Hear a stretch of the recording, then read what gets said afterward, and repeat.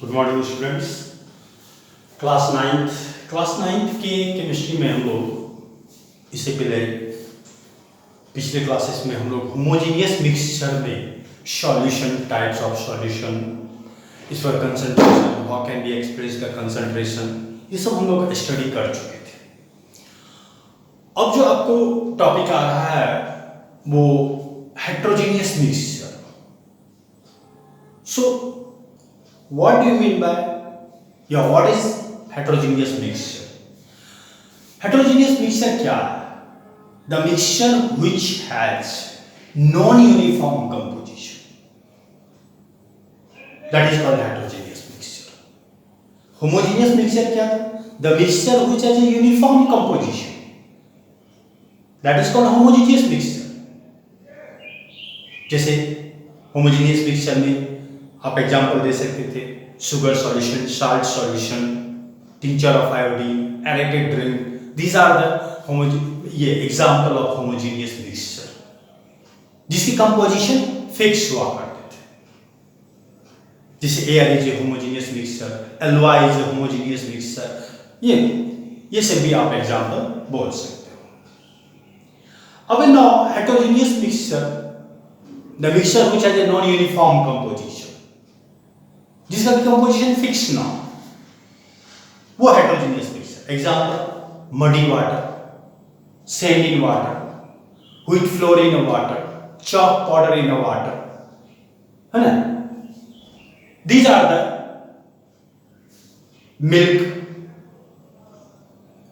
Milk of magnesia, bleaching powder, ये सब आपको क्या है, नॉन यूनिफॉर्म कंपोजिशन है और हेटेरोजेनियस मिक्सचर है। हेटेरोजेनियस मिक्सचर को दो पार्ट में बांटे हैं, सस्पेंशन और कोल्डोइडल।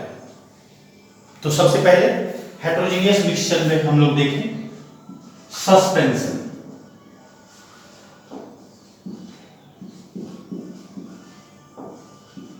ये क्या है सस्पेंशन? In this mixture, या यू कहेंगे the mixture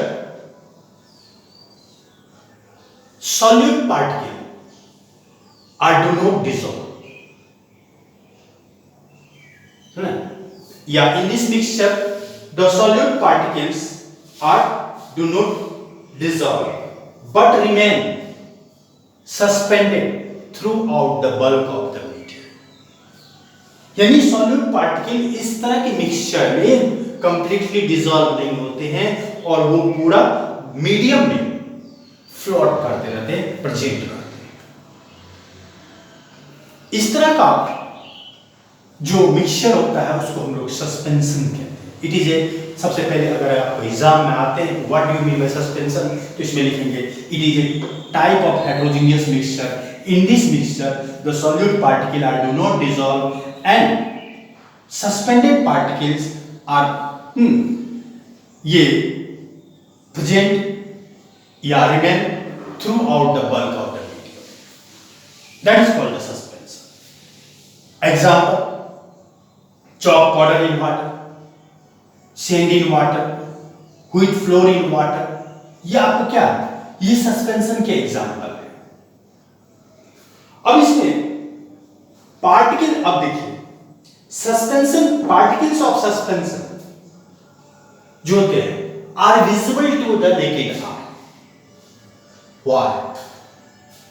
because the particle of suspension, size of the particle of suspension are greater then 100 nanometer, 100 nanometre.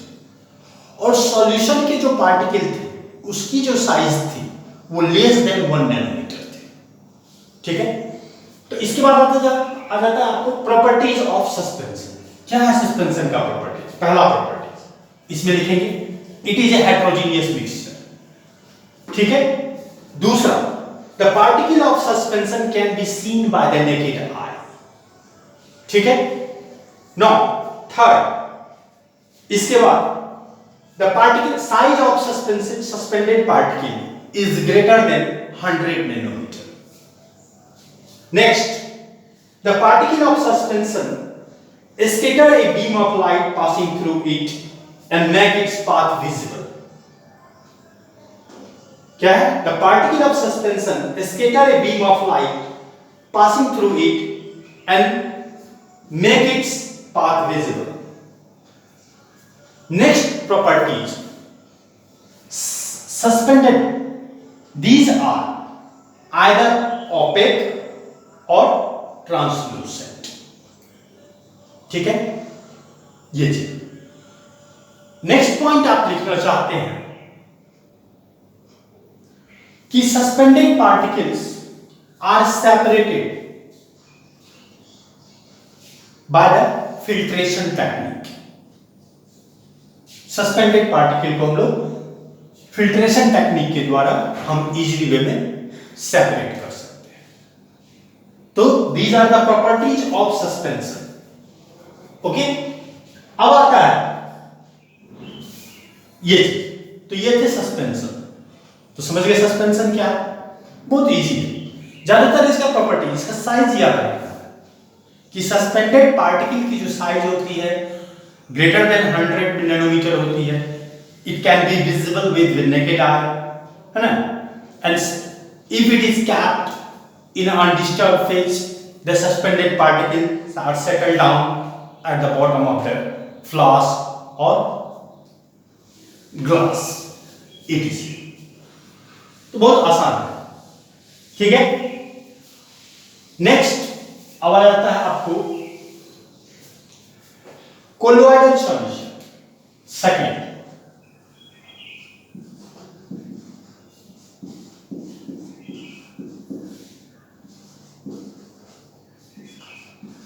Colloidal solution ये क्या है? It is also a type of heterogeneous mixture. In this mixture the particle size are intermediate in nature. Intermediate in nature कहने का क्या मतलब है कि particle size are greater than 1 nanometer but less than 100 nanometer। यानी true solution और suspension के बीच का इसको कह सकते हैं। तो इसीलिए colloidal solution it is a type of heterogeneous mixture. How can you define the colloidal solution? It is a type of heterogeneous mixture, and in this mixture the particle size are intermediate in nature, in which the size of particles are greater than 1 nanometer but less than 100 nanometer. These types of mixture are called the colloidal solution. ठीक है? Example: milk, butter, face cream, smoke, etc.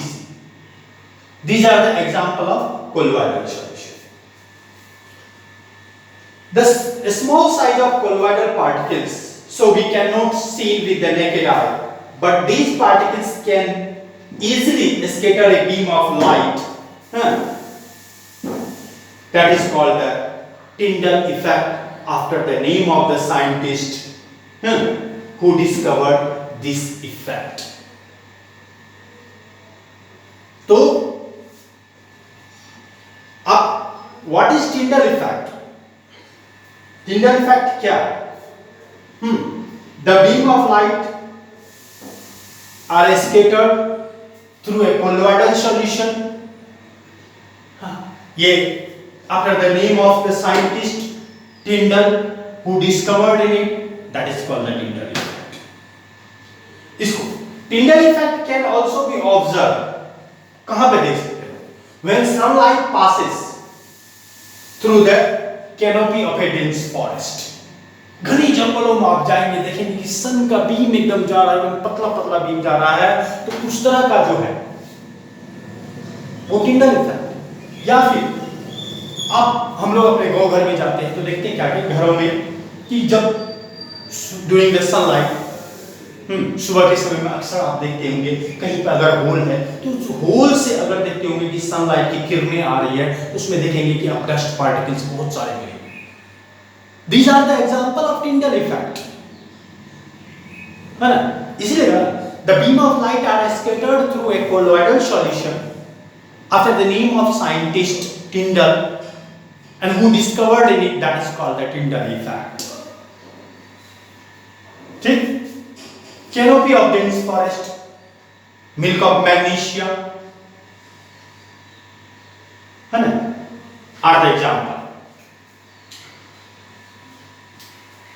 इसके बाद properties of colloidal solution. पहला properties, it is a type of heterogeneous in mixture.